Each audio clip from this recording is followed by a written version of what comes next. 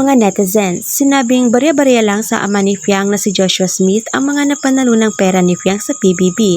Isang mistiso at lakas makamafia boss raw ang dating ni Joshua Smith nitong nakaraang big night.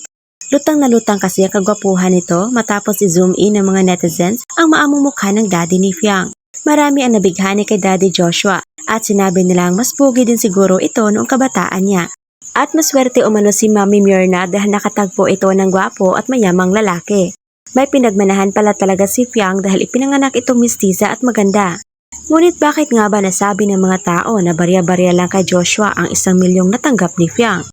Gaano ba talaga kayaman ang isang Joshua Smith? Well, ayon sa isang website, si Joshua Smith ngayon ay isang founding partner ng kumpanyang Crossing Plains na isang multi-family office na nakabase sa bansang Hong Kong. At ang kumpanyang binuo ni Joshua ay patungkol sa finance, technology, and media. At direktor din siya ngayon ng CPAX Global Solution. At narito naman ang dating trabaho ni Joshua Smith. Taong 2000 to 2001 ay naging tax accountant siya ng KPMG. Naging FA analyst din siya ng Franklin Floating Rate Trust. 12 years din siyang director and senior product specialist investment ng Alliance Global Investors.